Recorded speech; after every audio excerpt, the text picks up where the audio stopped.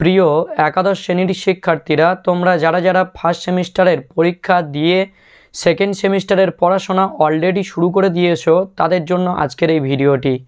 দেখো বন্ধুরা, তোমাদের সেকেন্ড সেমিস্টারে সংস্কৃত বিষয়ে যে সিলেবাস রয়েছে এবং তোমাদের প্রশ্নের ধরন কেমন হবে, কি কি তোমাদের সিলেবাসের মধ্যে রয়েছে, সমস্ত কিছুই কিন্তু আজ এই ভিডিওতে তোমরা দেখতে পাবে।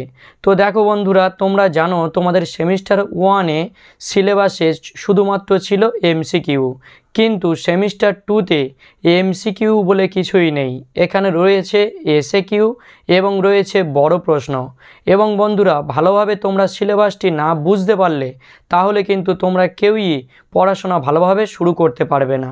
তো দেখো বন্ধুরা, ক্লাস 11-এর সেকেন্ড সেমিস্টারের সংস্কৃত সিলেবাসের গদ্যাংশ রয়েছে অম্বিকা দত্ত রচিত প্রতিজ্ঞা সাধনম। এই গদ্যাংশ থেকে তোমাদের 3টি এসএকিউ লিখতে হবে 2 নাম্বারের, মোট 6 নাম্বার। এখান থেকে প্রশ্ন থাকবে মোট 4টি।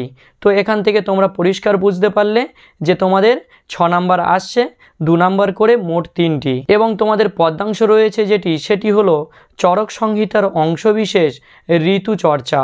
এই পদ্যাংশ থেকে তোমাদের এমসিকিউ আসবে না, আমি আগেই বললাম। এসএকিউ আসবে 2 নাম্বারে, মোট লিখতে হবে 2টি, 4 নাম্বার। এখানেও প্রশ্ন থাকবে 3টি। বন্ধুরা, এখানে আরেকটি কথা বিশেষ মনোযোগ সহকারে শুনবে। এখানে যে প্রশ্নগুলি থাকবে, এই প্রশ্নগুলি তোমরা সংস্কৃতে কিংবা বাংলাতে কিংবা হিন্দিতে কিংবা ইংলিশে যে কোনো ভাষায় উত্তর দিতে পারবে। এইবারে আসছি তোমাদের দৃশ্যকাব্য বা নাটক রয়েছে সেটির নাম হলো দানবিরহ কর্ণহ। এটির রচয়িতা হলেন মহাকবি ভাস। এই কবিতা থেকে তোমাদের কোনো রকম এসএকিউ আসবে না, শুধুমাত্র বড় প্রশ্ন আসবে। কত নম্বরের? 5 নম্বরের। লিখতে হবে কটা? 2টি, অর্থাৎ 5 দুগুণে 10। এখানে মোট তোমাদের 3টে প্রশ্ন থাকবে।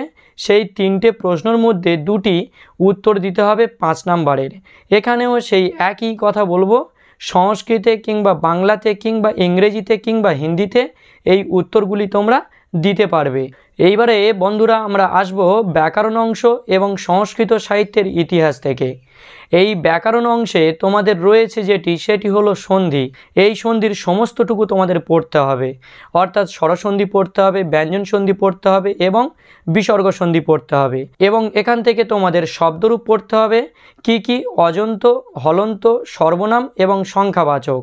এবং তোমাদের ধাতুরূপও পড়তে হবে। কি ধাতুরূপ পড়তে হবে পাশে তোমরা দেখা পাচ্ছ। এই টোটাল যে অংশ রয়েছে, অর্থাৎ সন্ধি, শব্দরূপ ও ধাতুরূপ, এই টোটাল অংশ থেকে তোমাদের 6-7টা প্রশ্ন পড়বে। লিখতে হবে কটা? 5টি, 2 নম্বরের, 5 দুগুণে 10। এইবারে আসছি সংস্কৃত সাহিত্যের ইতিহাস থেকে। এই সংস্কৃত সাহিত্যের ইতিহাস থেকে তোমাদের রয়েছে বৈদিক সাহিত্য। আর এই বৈদিক সাহিত্যের মধ্যে রয়েছে যজুর্বেদ, অথর্ববেদ এবং বেদাঙ্গ সম্পর্কে। এখান থেকে তোমাদের যে 3টে প্রশ্নের উত্তর দিতে হবে 2 নম্বরের, মোট হয় 6 নাম্বার।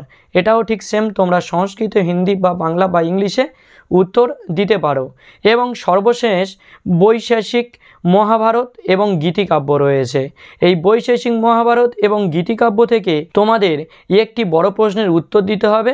সেই নম্বরটি হলো 4 নম্বর, অর্থাৎ 4 নম্বরের একটি প্রশ্নের উত্তর দিতে হবে বৈশেষিক মহাভারত এবং গীতিকাব্য, অর্থাৎ কবি কালিদাসের মেঘদূত ও কবি জয়দেবের গীতগোবিন্দ থেকে। এখানেও সেই একই কথা বলবো, সংস্কৃতে কিংবা বাংলাতে কিংবা ইংরেজিতে কিংবা হিন্দিতে এই উত্তরগুলি তোমরা দিতে পারবে। এই হচ্ছে সম্পূর্ণ সিলেবাস। তো বন্ধুরা, আশা করি তোমরা সিলেবাসটি বুঝতে পেরেছো। যদি সিলেবাসটি বুঝতে পারো এবং তোমার এই ভিডিও দেখে উপকারে আসে, তাহলে অবশ্যই ভিডিওটিতে লাইক করে দিও এবং চ্যানেলে নতুন হলে চ্যানেলটি সাবস্ক্রাইব করে দিয়ে দ্য বেস্ট এডুকেটর পরিবারের সঙ্গে যুক্ত থেকো, এই রকমের ভিডিও সবার আগে তোমার কাছে পৌঁছে যাওয়ার জন্য।